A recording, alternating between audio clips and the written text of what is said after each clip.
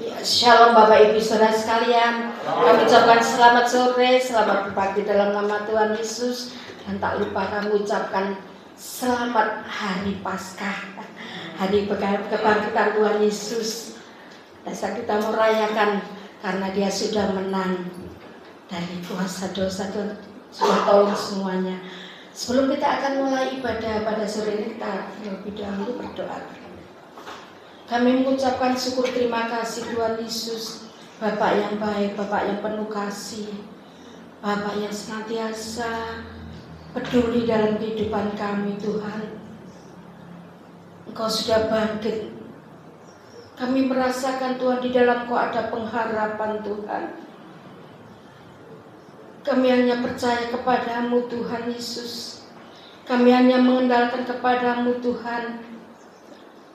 Kami percaya Tuhan bahwa Engkau ada di tengah-tengah saat ini, memberkati jemaat-Mu di tempat ini Tuhan. Kami menyerahkan semuanya di dalam tangan-Mu Tuhan Yesus. Kami percaya Tuhan bahwa Engkau-lah kekuatan dalam hidup kami. Tanpa-Mu kami tidak bisa berbuat apa-apa Tuhan. Tetapi kami punya Tuhan Yesus. Kami merasakan sukacita. Kami merasakan bahagia bersama Engkau Tuhan. Terima kasih Tuhan. Kami juga menyerahkan akan saudara-saudara kami yang masih di dalam perjalanan Tuhan Yesus. Tuhan pimpin, Tuhan hentar sampai tempat ini dengan selamat. Untuk kami siap memuji memuliakan nama Tuhan. Terlebih mendengarkan firman Tuhan. Makasih Tuhan.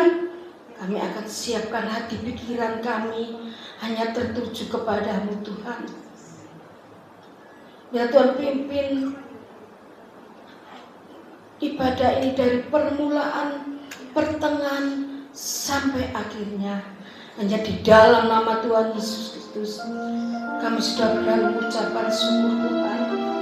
Engkau tahu Tuhan kerinduan kami Tuhan. Setiap tetesan air mata telah Kau tampung dalam kirbat-Mu yang kudus. Makasih Tuhan. Sengsaraku Engkau yang menghitung, air mataku Kau tampung dalam kirbat-Mu. Ya Tuhan, Kau tahu hatiku yang hancur, namun ku percaya musuhku akan mundur waktu ku berseru. Ku yakin Allah di pihakku. Kepada Allah hatiku percaya, tangan kananmu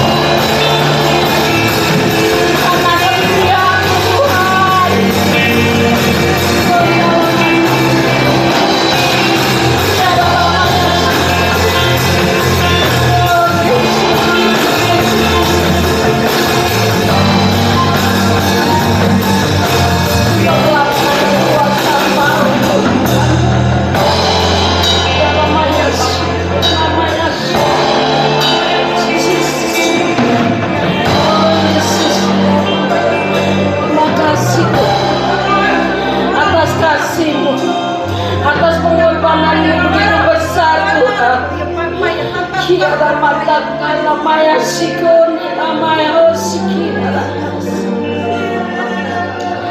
Terima kasih Tuhan. Terima kasih Tuhan. Terima kasih Tuhan. Terima kasih Tuhan. Oh terima kasih.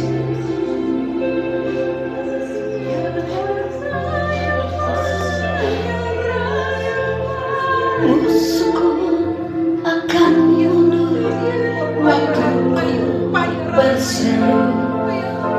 Ku yakin Allah di pihakmu.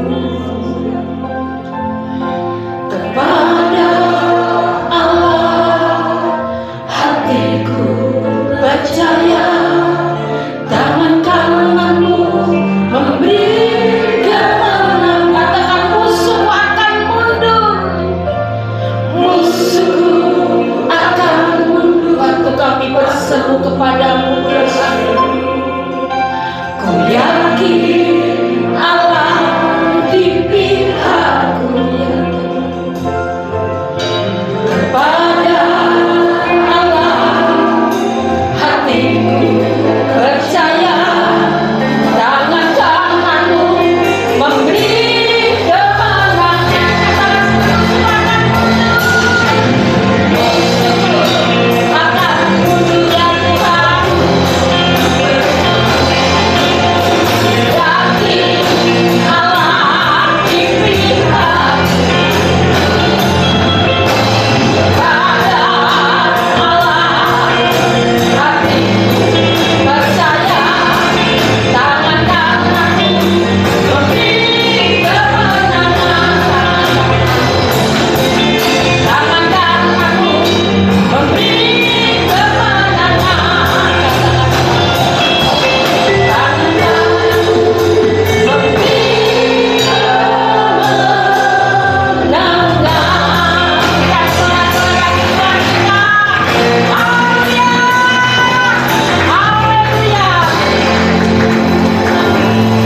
Kami percaya Tuhan, karena Tuhan Yesus di pihak kami. Apapun masalah kami Tuhan, bersama Engkau pasti menang. Pujilah namamu Bapa. Hanya di dalam nama Tuhan Yesus Kristus kami sudah berdoa mengucap syukur. Mari sama-sama kita katakan amin. Pujilah nama Tuhan yang pada Tuhan kita. Haleluya. Kita sudah menang. Tuhan sudah bangkit. Haleluya. Haleluya. Menang, menang. Ku menang bersama Yesus Tuhan. Ku menang, di dalam peperangan. Ku menang, atas segala setan. Haleluya, haleluya. Ku menang bersama Yesus Tuhan. Ku menang, di dalam peperangan. Ku menang, atas segala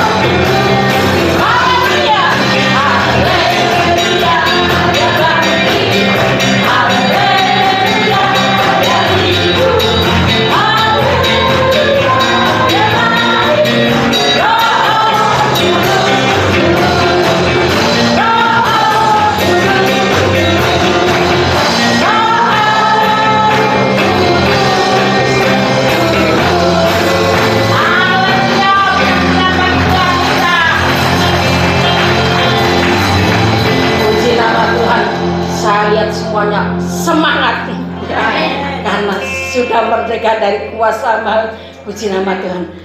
Kita mau siapkan hati kita untuk menerima firman Tuhan. Kita merasakan kasih-Nya Tuhan yang begitu besar.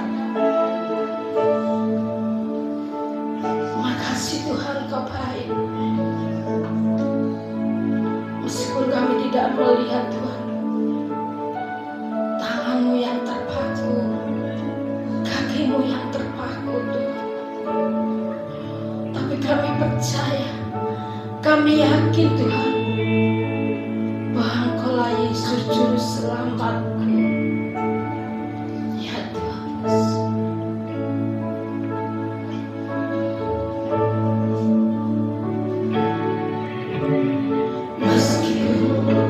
Tak kulihat tangannya terpaku, meskipun tak kulihat kaki yang terpaku, meskipun tak kulihat mahkota dunia, namun ku percaya Yesus Tuhan penebusku.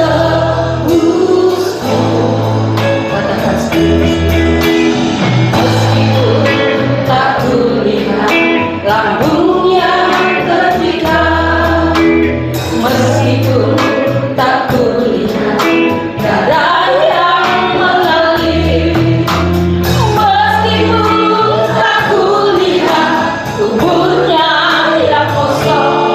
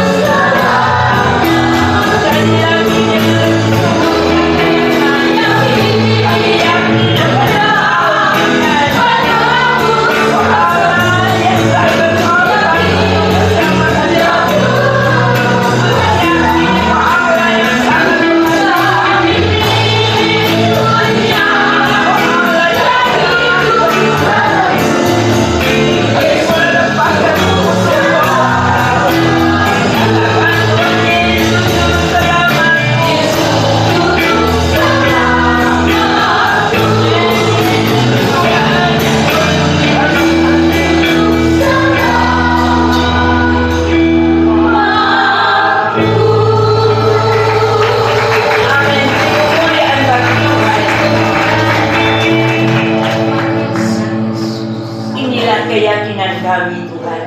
Engkaulah juru selamat kami. Engkau yang menebus kami. Seharusnya kami terima kutuk dosa, maut, tetapi Engkau telah membebaskan kami. Engkau tanggung semuanya di atas kayu salib karena kasih-Mu yang sangat amat besar buat kami.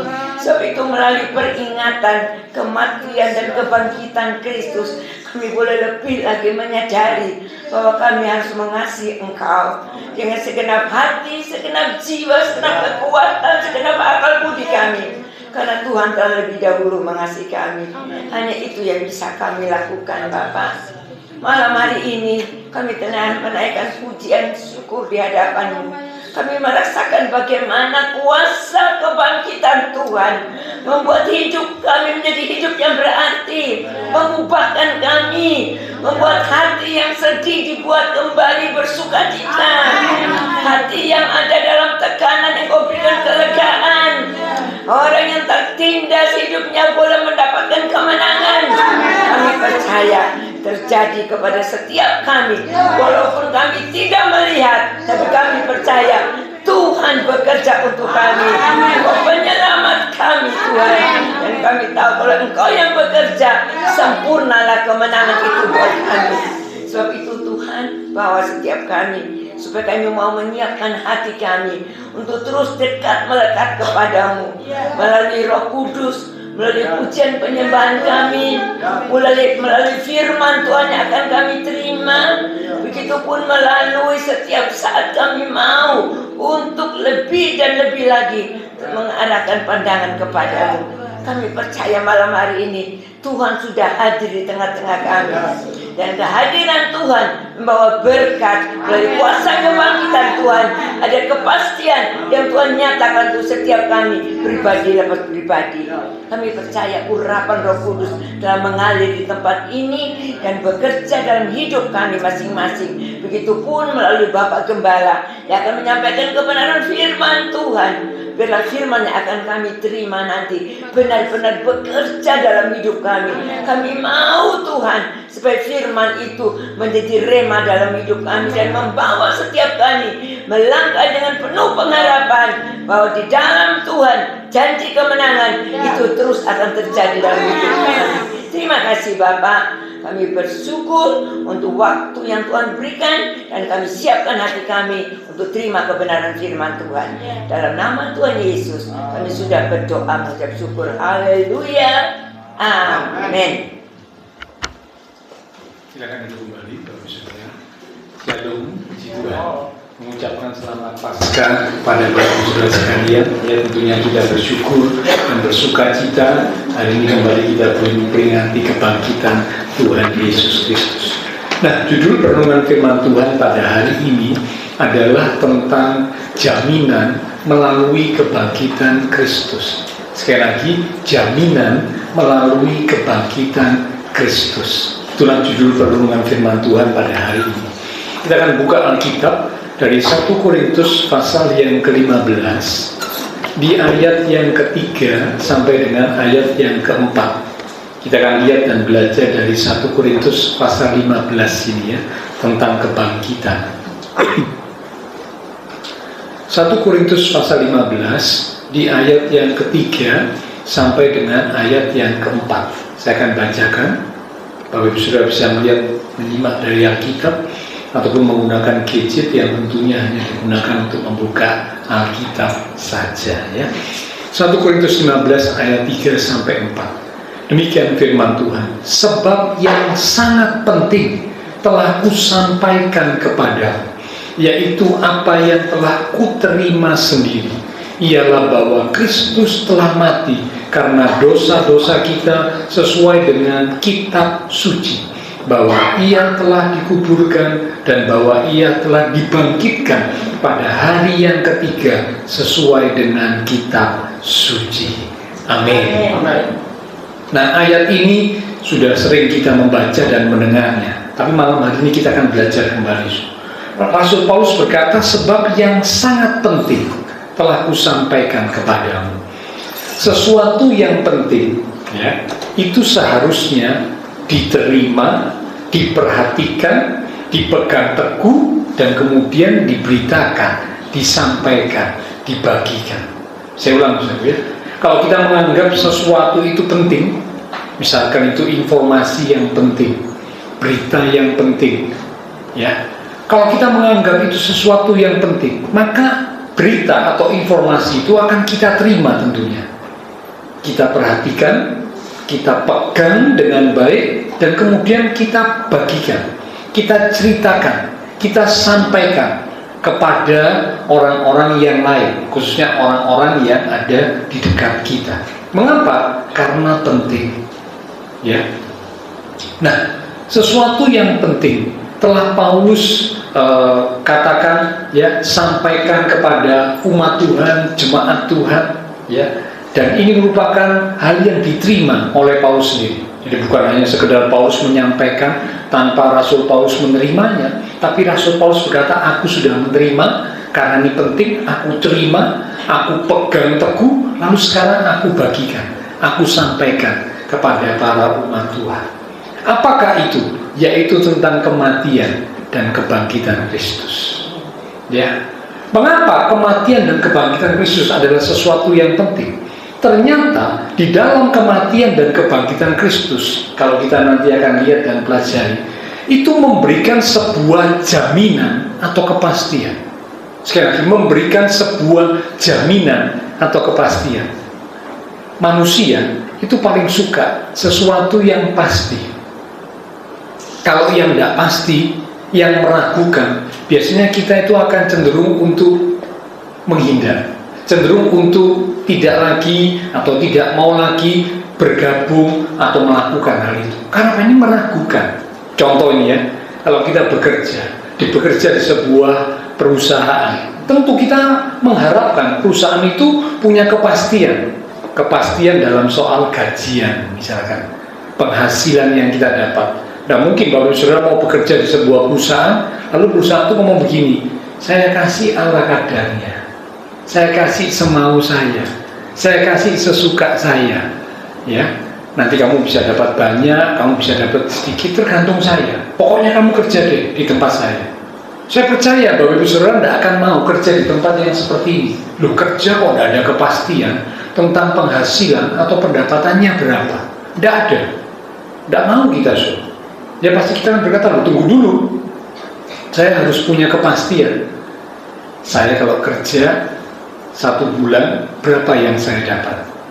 Kalau mungkin sempat tidak masuk, izin, mungkin nggak dipotong. Tapi kalau nggak izin, bolos, nah itu mungkin ada potongannya. Potongannya berapa? Tentu kita cari tahu dulu, so. Kita butuh kepastian. Membangun hubungan juga begitu. Biasanya kalau pria dan wanita membangun hubungan, ya awalnya kan teman, so.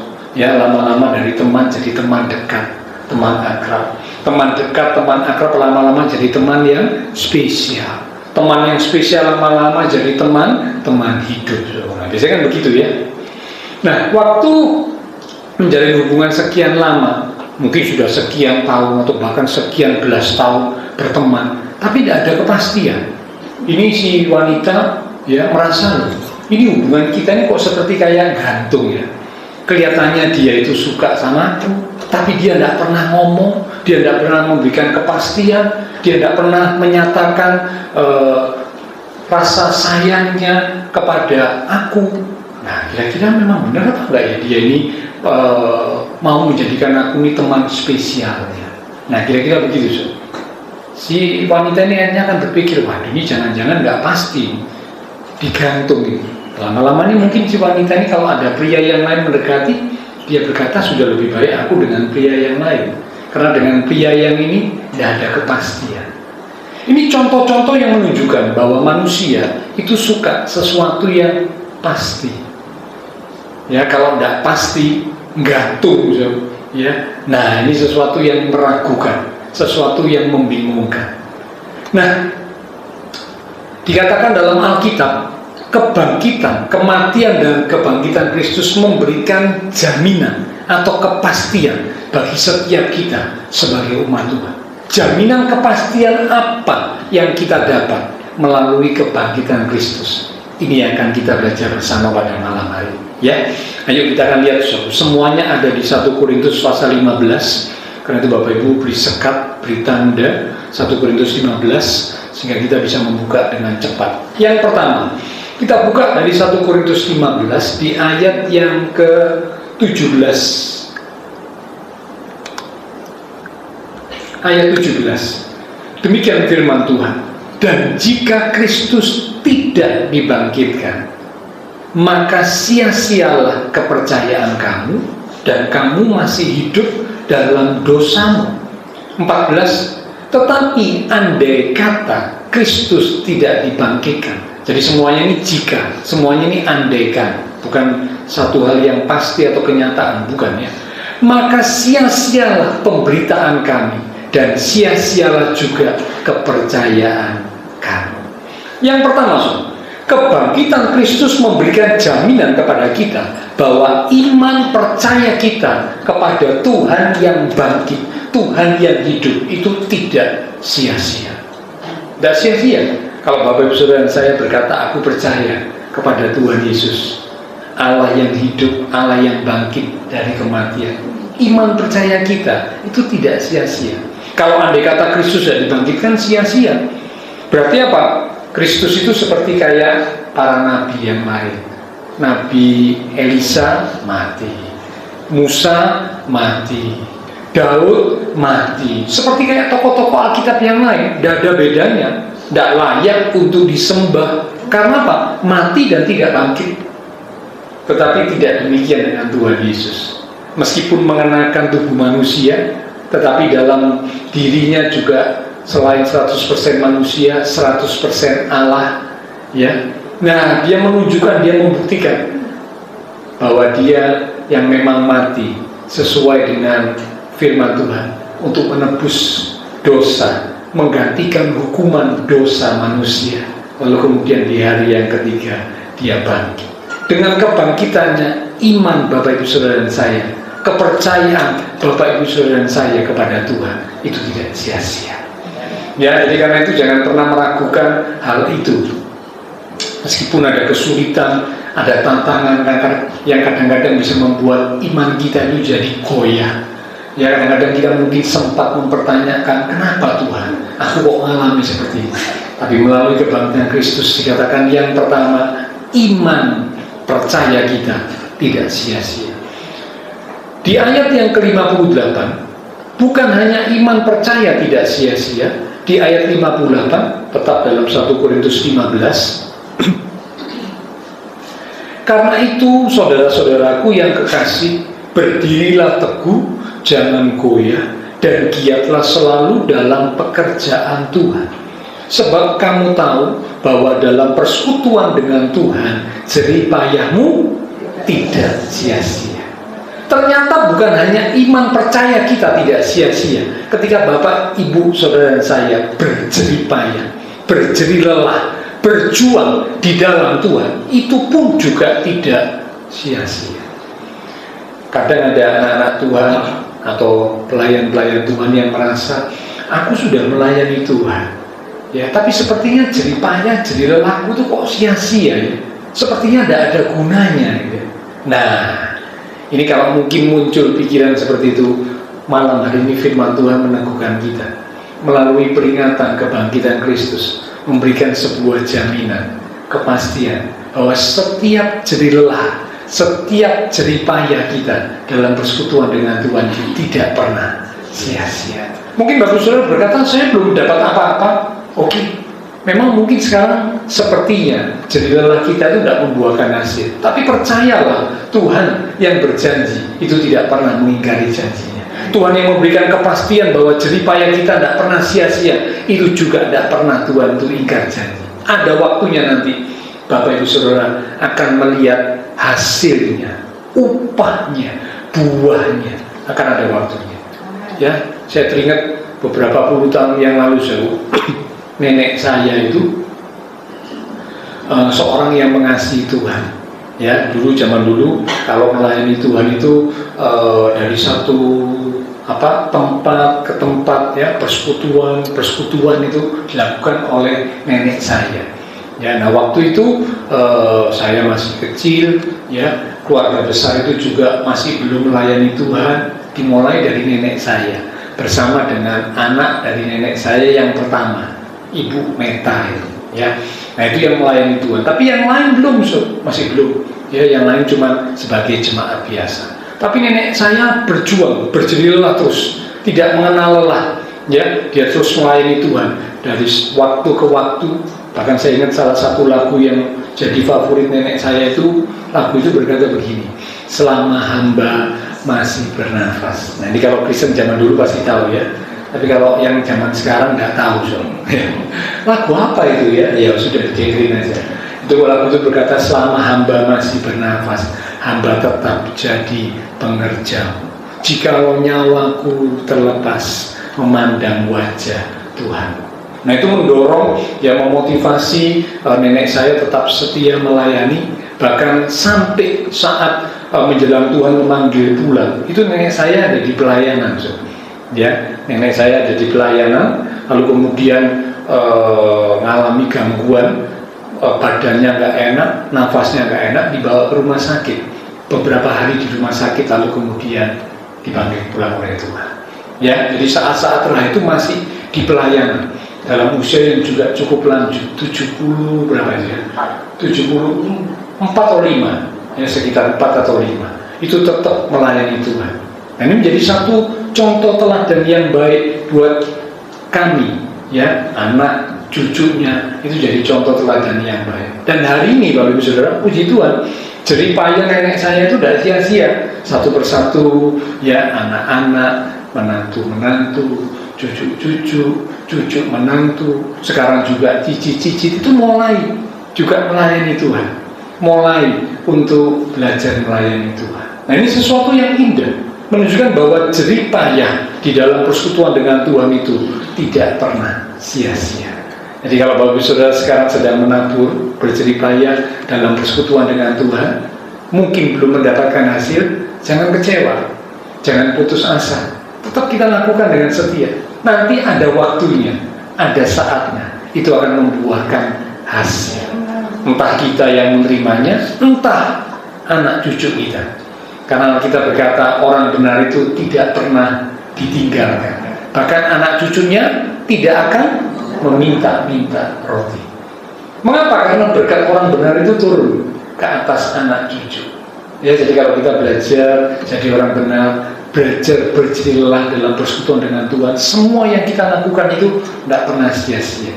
Tuhan melihat, Tuhan memperhatikan, Tuhan memperhitungkan, dan kelak waktunya nanti pasti kita akan mendapatkan buah atau hasilnya. Ya, oke, ini yang pertama. Melalui kebangkitan Kristus ada jaminan iman percaya kita, jerih lelah kita dalam Tuhan tidak sia-sia. Yang kedua, melalui kebangkitan Kristus ada jaminan apa? Yang kedua, 1 Korintus pasal 15 di ayat yang ke-57. 1 Korintus 15 di ayat yang ke-57. Tetapi syukur kepada Allah yang telah memberikan kepada kita kemenangan oleh Yesus Kristus Tuhan kita. Dikatakan memberikan kemenangan oleh Yesus Kristus yang bangkit itu, ya. Yang kedua, melalui kebangkitan Kristus memberikan sebuah kepastian, jaminan kepada kita bahwa setiap umat Tuhan itu akan mengalami kemenangan. Tersedia kemenangan. Pada waktu Tuhan Yesus mati, imam-imam kepala, orang Farisi, ahli-ahli Taurat itu berusaha, berupaya supaya kebangkitan Tuhan Yesus itu dihalangi, supaya tidak bisa bangkit. Maksudnya begitu, ya. Sebab mereka memang berusaha supaya Tuhan Yesus tidak mempunyai pengaruh yang lebih besar lagi, ya. Nah, sebab itulah Alkitab mencatat setelah Tuhan Yesus mati, dikuburkan, kuburnya ditutup dengan batu yang besar. Bukan hanya ditutup dengan batu, disegel, dimeterai. Bukan hanya disegel, dimeterai, namun juga dijaga oleh para serdadu atau tentara Romawi. Nah, namanya serdadu tentara, saudara pasti tahu, ya. Serdadu tentara itu, wah, mereka sudah terlatih untuk melakukan hal yang seperti itu. Nah, ini diperintahkan untuk jaga kubur.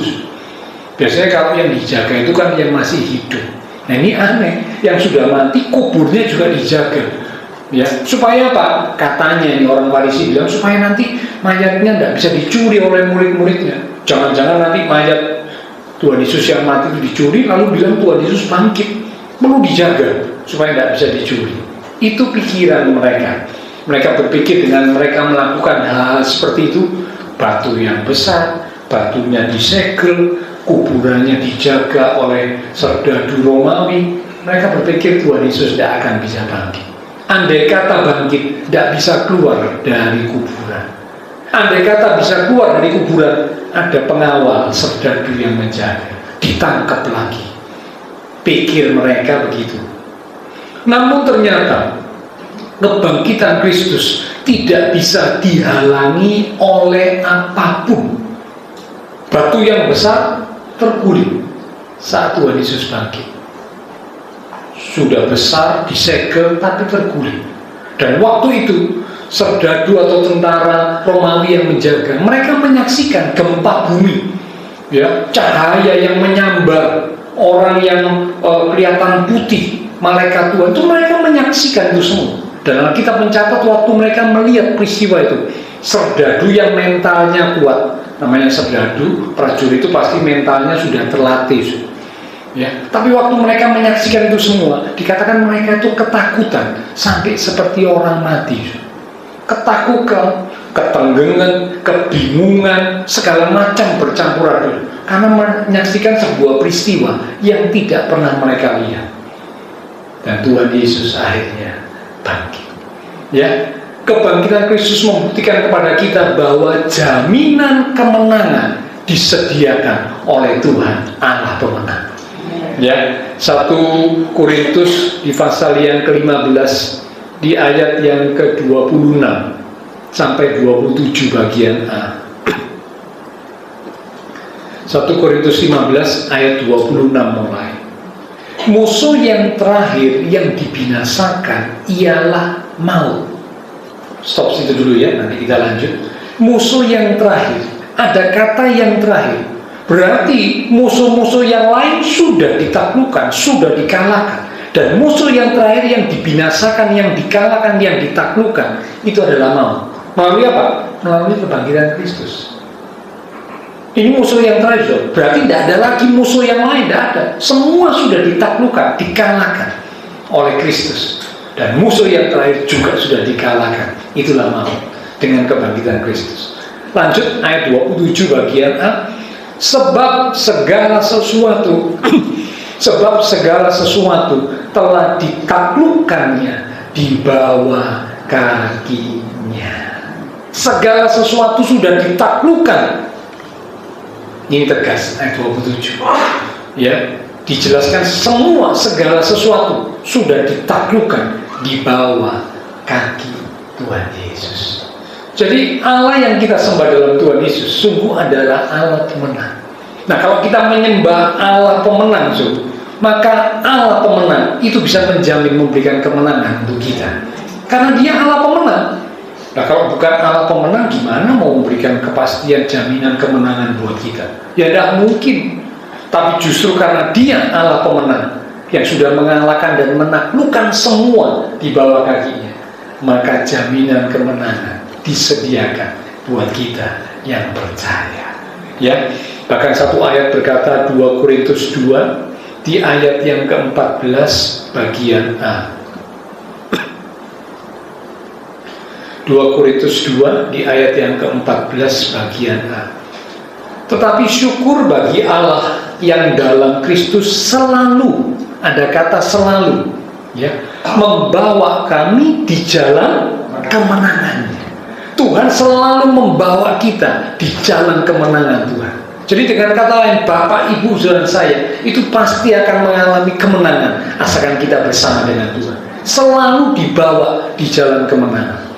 Nah, mungkin kita sempat bertanya kadang dalam hati, ya Tuhan, kalau memang jaminan kemenangan itu disediakan buat kami umat Tuhan, mengapa dalam kehidupan ini kadang-kadang ada hal yang sepertinya kami itu kok Masalah tantangan yang kami hadapi tidak beres-beres, tidak selesai-selesai. Sudah berdoa, bahkan juga mungkin sudah disertai puasa, tapi masalah tantangan kok sepertinya tidak selesai-selesai.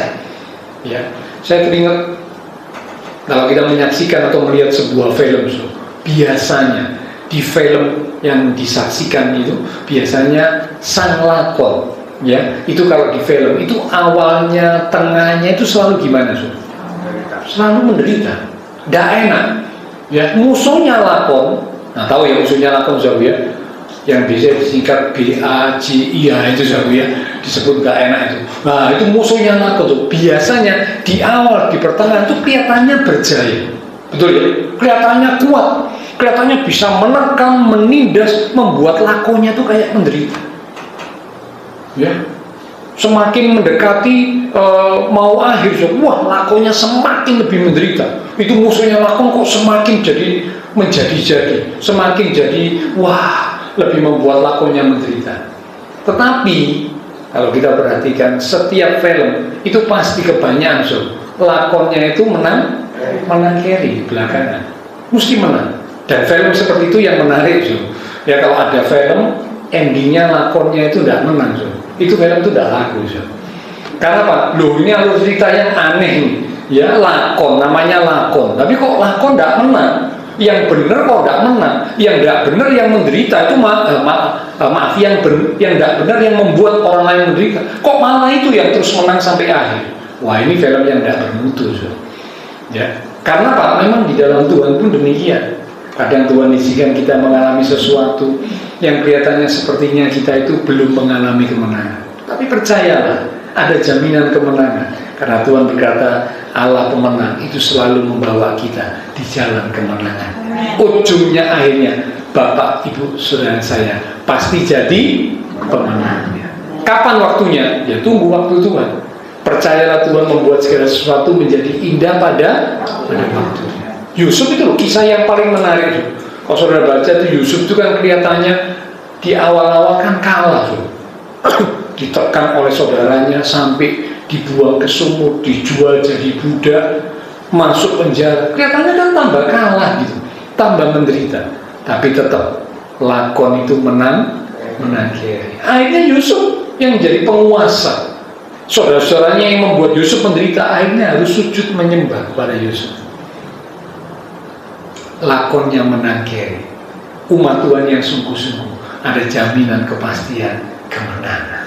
Yang ketiga ya, yang terakhir. Kalau yang pertama ada jaminan bahwa iman percaya kita dan jerilelah kita dalam persekutuan dengan Tuhan tidak pernah sia-sia. Yang kedua ada jaminan kemenangan. Karena Allah yang bangkit adalah Allah pemenang, maka Dia bisa membawa kita selalu berada di jalan kemenangannya, jalan menuju kepada kemenangan. Yang ketiga, yang terakhir, kita lihat 1 Korintus pasal 15 di ayat yang ke-13. Demikian firman Tuhan, kalau tidak ada kebangkitan orang mati, maka Kristus juga tidak dibangkitkan. Tetapi yang benar ialah bahwa Kristus telah dibangkitkan dari antara orang mati sebagai yang sulung. Yang sulung itu berarti yang pertama, yang awal dari orang-orang yang telah meninggal. Yang ketiga, melalui kebangkitan Kristus ada sebuah jaminan bahwa satu kali nanti akan ada kebangkitan orang mati. Nah ini pasti kalau orang di luar sana tidak percaya, loh, mana mungkin ada kebangkitan orang mati. Pada masa Rasul Paulus menyampaikan hal ini di 1 Korintus 15 ini ayat 13 ayat 20. Waktu itu banyak orang-orang Korintus, termasuk jemaat di Korintus, mereka itu tidak mempercayai bahwa ada kebangkitan orang mati. Pikiran mereka dipengaruhi oleh golongan-golongan tertentu, seperti golongan Saduki. Ya, kalau Bapak Ibu baca yang kitab zaman Tuhan Yesus ada di muka bumi, ada golongan Farisi, golongan Saduki. Nah, golongan Saduki ini adalah golongan orang yang tidak mempercayai adanya kebangkitan. Itu golongan Saduki. Nah, golongan Saduki ini punya pengaruh. Sehingga akhirnya ada juga umat-umat Tuhan yang terpengaruh. Mereka juga tidak percaya adanya kebangkitan. Tidak ada kebangkitan orang mati. Mereka tidak percaya. Itulah sebabnya mengapa Rasul Paulus menuliskan hal ini. Dikatakan kalau tidak ada kebangkitan orang mati, maka Kristus juga tidak akan dibangkitkan. Dengan kata lain, kalau Kristus dibangkitkan, maka satu kali nanti pasti ada kebangkitan orang mati. Di pengakuan iman Gereja Bethel Indonesia, itu salah satunya dikatakan satu kali nanti akan ada kebangkitan orang-orang mati. Ya, diubah dalam satu tubuh yang nggak bisa mati lagi. Kalau tubuh yang sekarang ini bisa mati, ya, semenjak manusia jatuh dalam dosa, tubuhnya ini bisa mati. Walaupun memang waktu itu umur manusia masih panjang-panjang, ya, Adam, Hawa itu 900 sekian, ya, itu umurnya panjang-panjang. Tapi tambah lama tambah berkurang. Semua akhirnya mati, mengalami kematian di dunia ini, ya, mati secara fisik, ya. Nah, tetapi dikatakan satu kali nanti orang-orang yang sudah mati itu akan dibangkitkan. Tubuhnya tidak mengenakan tubuh yang seperti ini lagi, tapi tubuhnya mengenakan tubuh yang tidak bisa mati lagi. Nah, sudah dibangkitkan, ada dua hal yang akan terjadi. Hal yang pertama, kalau yang dibangkitkan itu orang yang percaya kepada Tuhan Yesus, dia dibangkitkan untuk masuk di dalam kerajaan surga, memerintah bersama dengan Tuhan. Tapi kalau yang dibangkitkan itu orang yang tidak percaya kepada Tuhan Yesus, dia akan dihakimi, diadili, dan kemudian masuk ke dalam neraka yang kekal selamanya. Jadi semua satu kali akan dibangkitkan. Tapi beda, yang percaya masuk ke surga bersama Tuhan Yesus, tapi yang tidak percaya masuk ke neraka, tentunya bersama dengan setan, dihukum kekal selamanya. Ada kebangkitan orang mati.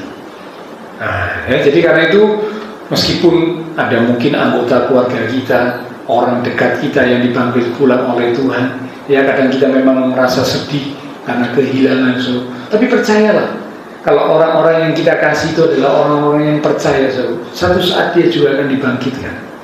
Kita akan ketemu sama-sama, ketemu di surga bersama Tuhan Yesus selamanya, mengenakan tubuh yang tidak dapat mati lagi, tubuh kemuliaan, hidup bersama Tuhan Yesus selama-lamanya. Ya, inilah tiga kepastian, tiga jaminan melalui kebangkitan Kristus yang kita peringati hari ini.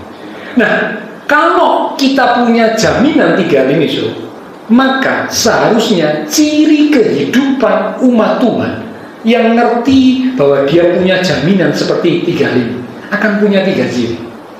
Nah, ini sekarang kita akan lihat, ya, tiga ciri kehidupan umat Tuhan yang menyadari dan mengerti bahwa dia punya jaminan tiga hal tadi melalui kebangkitan Kristus. Apa ciri hidup umat Tuhan yang sadar dan tahu, mengerti bahwa dirinya itu punya jaminan melalui kebangkitan Kristus? Kita buka di 1 Petrus pasal yang pertama.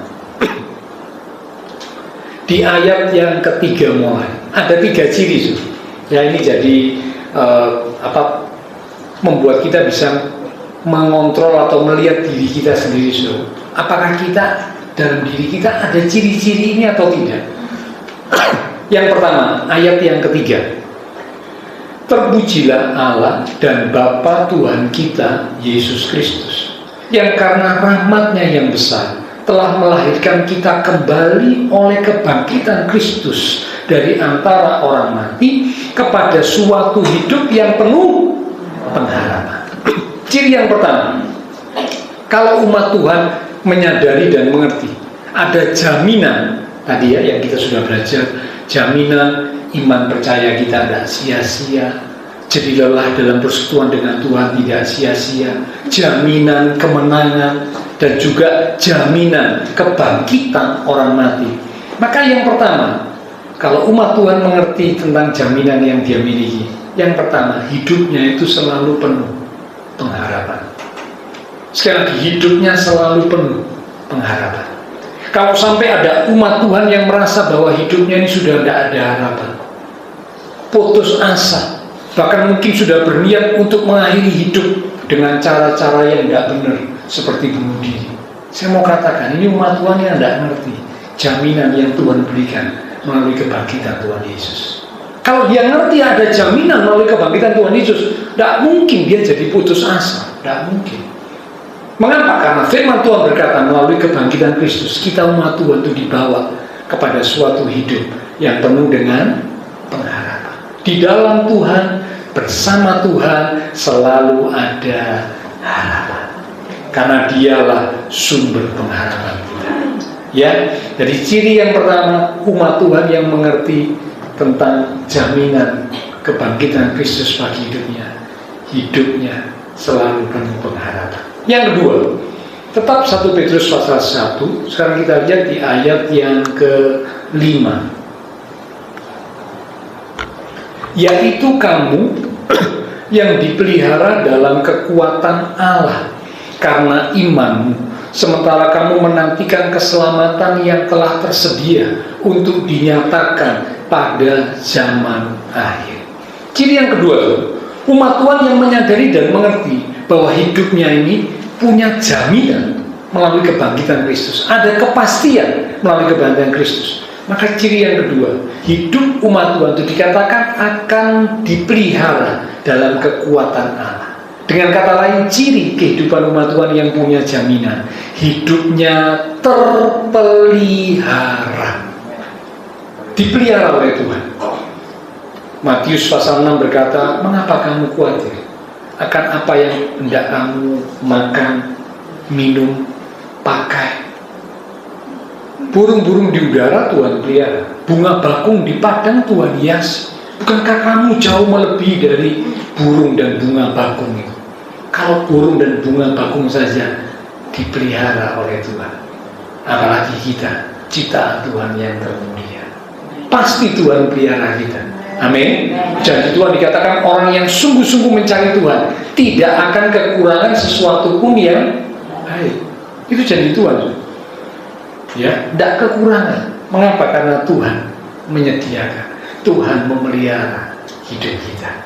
Ya. Yang ketiga sekarang, ciri yang ketiga yang terakhir. Jadi ciri yang pertama, kalau umat Tuhan menyadari, umat Tuhan mengerti bahwa dalam hidupnya itu ada jaminan, ada kepastian melalui kebangkitan Kristus, maka yang pertama, hidupnya itu selalu penuh dengan pengharapan. Meskipun ada masalah, dia tetap punya pengharapan, karena Tuhan Yesus sumber pengharapan baginya. Yang kedua, cirinya, hidupnya akan terpelihara. Dikatakan dipelihara dalam kekuatan Allah. Allah yang memelihara, Allah yang menyediakan apa yang dibutuhkan, sehingga tidak kekurangan sesuatu pun yang baik. Yang ketiga sekarang, ayat yang ke-6. Tetap 1 Petrus 1 ayat yang ke-6. Bergembiralah akan hal itu, sekalipun sekarang ini kamu seketika harus berduka cita oleh berbagai-bagai pencobaan. Yang ketiga, ciri yang ketiga, umat Tuhan yang tahu dan mengerti bahwa dalam hidupnya itu ada jaminan, ada kepastian melalui kebangkitan Kristus. Maka ciri yang ketiga, hidupnya itu akan bersuka cita. Hidupnya itu akan dipenuhi dengan sukacita. Mungkin Bapak Ibu Saudara berkata, bagaimana mungkin Pak kami bisa bersuka cita? Oh, jalan hidup kami tidak selalu mulus, tidak selalu enak, ada tantangan-tantangan yang dihadapi. Bagaimana kami bisa bersuka cita? Kalau Saudara perhatikan tadi di ayat yang ke-6 tadi yang kita baca, bergembiralah akan hal itu sekalipun sekarang ini kamu seketika harus berduka cita oleh berbagai-bagai pencobaan. Jadi dikatakan melalui ayat ini bahwa memang hidup di dunia ini, Bapak Ibu Saudara, saya akan mengalami banyak tantangan. Tidak pernah bahwa kita tuh berjanji kalau jadi anak Tuhan tidak mengalami kesulitan atau tantangan. Tidak ada janji Tuhan seperti itu. Tokoh-tokoh Alkitab pun tidak ada. Ya, Tuhan Yesus pun waktu ada di muka bumi juga mengalami tantangan. Betul kan? Oh, kalau saudara ikuti, saudara baca perjalanan kehidupan Tuhan Yesus di muka bumi, tantangannya banyak. Banyak. Tokoh-tokoh Alkitab yang lain, Rasul Paulus, Rasul Petrus, ya, Yohanes dan sebagainya, semua juga sama, mengalami tantangan, mengalami masalah. Tetapi dikatakan karena tahu bahwa Allah yang bangkit itu memberikan jaminan kepastian kemenangan atas setiap tantangan, maka hidupnya bisa tetap bersukacita. Meskipun ada kesulitan yang mungkin belum terselesaikan, tapi tetap punya sukacita karena tahu bahwa Tuhan satu kali nanti pasti akan membuka jalan dan memberikan kemenangan buat umatnya yang sungguh-sungguh percaya kepadanya. Ya, jadi karena itu inilah 3 ciri. Nah, ayo kita sama-sama periksa, bukan periksa orang lain saja, kita periksa diri kita. 3 ciri ini ada enggak dalam hidup kita? Yang pertama, hidup yang penuh pengharapan. Tidak boleh umat Tuhan itu berkata aku putus asa, wes aku lebih baik gini mengakhiri hidup mati saja sudah. Tidak boleh sudah. Ya, ini umat Tuhan yang tidak mengerti jaminan melalui kebangkitan Kristus. Yang kedua, hidupnya dipelihara oleh Tuhan, dipelihara oleh kekuatan Allah, tidak kekurangan. Dan yang ketiga, yang terakhir, hidupnya bersukacita.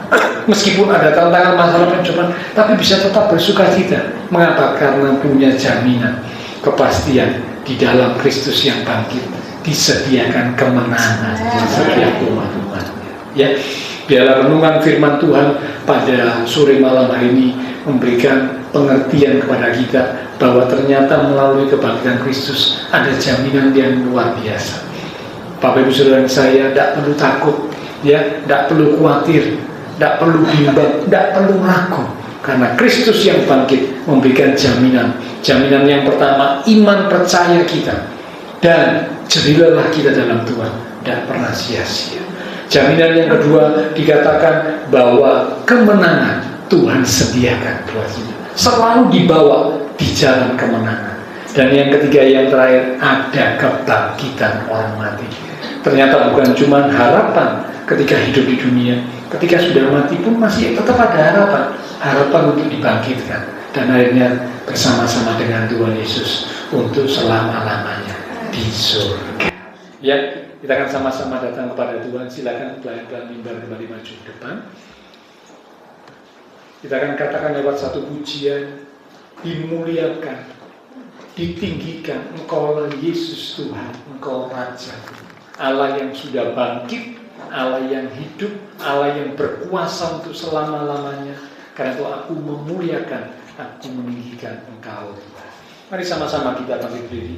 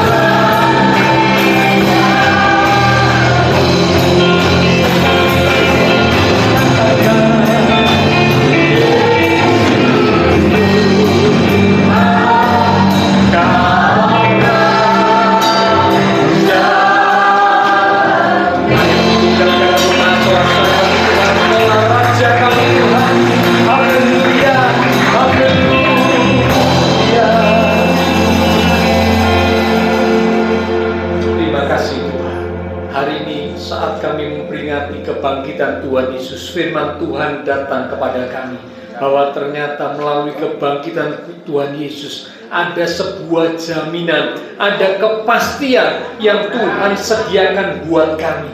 Yang pertama, jaminan bahwa iman percaya kami kepada Tuhan yang bangkit itu tidak sia-sia. Jadi lelah perjuangan kami di dalam persekutuan dengan Tuhan itu juga tidak pernah sia-sia. Karena itu Tuhan, kami mau terus berjuang untuk mempertahankan iman kami. Sekali Tuhan Yesus, tetap Tuhan Yesus untuk selama-lamanya.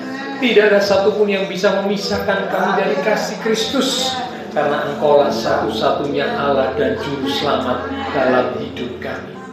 Yang kedua, ada sebuah jaminan kepastian. Tuhan menyediakan kemenangan buat kami. Meskipun ada tantangan, masalah, kesulitan, kami tetap percaya ujungnya, akhirnya Tuhan akan bawa kami di jalan kemenangan Tuhan. Karena Allah yang kami sembah dalam Yesus Kristus Tuhan yang sudah bangkit adalah Allah pemenang. Demikian juga Tuhan satu kali nanti akan ada jaminan kepastian kebangkitan orang-orang mati. Diubah mengenakan tubuh yang tidak bisa mati lagi dan akan hidup bersama dengan Tuhan untuk selama-lamanya. Itulah jaminan buat orang-orang yang percaya sampai akhir kehidupan. Terima kasih Tuhan Yesus, terima kasih. Kalau kami sadar kami punya jaminan yang seperti itu, maka biarlah hidup kami penuh dengan pengharapan. Tidak ada kata putus asa. Meskipun ada banyak tantangan yang kami hadapi, tetap hidup kami punya pengharapan. Karena Tuhan Yesus adalah sumber pengharapan. Demikian juga hidup kami akan terus dipelihara oleh Tuhan. Dipelihara dalam kekuatan Allah yang dahsyat. Sehingga janji-Mu berkata, kami tidak akan kekurangan sesuatu yang baik. Apa yang kami butuhkan, Tuhan sediakan tepat pada waktunya. Demikian juga firman-Mu berkata, hidup kami akan penuh dengan sukacita. Mengapa? Karena kami punya Tuhan Yesus yang sudah bangkit. Terima kasih Tuhan. Terima kasih, hamba terbatas untuk berkata dan menjelaskan. Roh Kudus yang terus mengingatkan firman yang sudah kami terima, sehingga terus kami ingat bahwa melalui Kristus yang bangkit dari kematian ada jaminan-jaminan, ada kepastian-kepastian yang Tuhan sediakan buat setiap kami umat-umat Tuhan. Terima kasih Tuhan.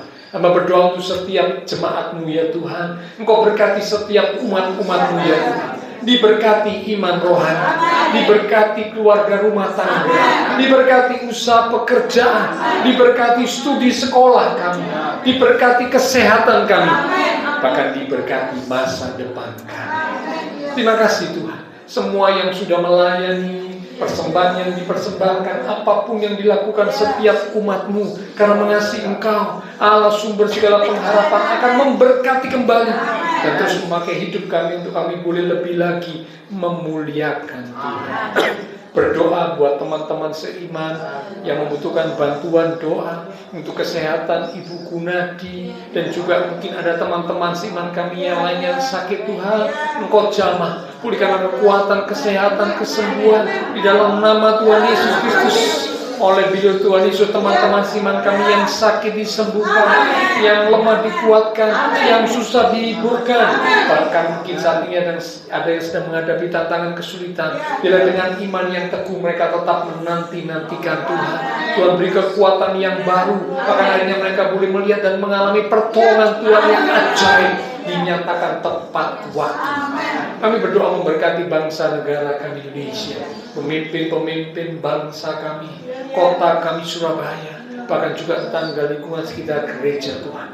Memberkati setiap jemaat Tuhan yang berulang tahun sepanjang minggu ini, dalam melalui pertambahan usia yang Tuhan beri, membawa kami semakin sungguh-sungguh dalam Tuhan, semakin dekat dan mengasihi Tuhan. Terima kasih Tuhan. Nanti jikalau kami pulang, kami akan menerima berkat Paskah, di mana Tuhan ada ayat firman Tuhan.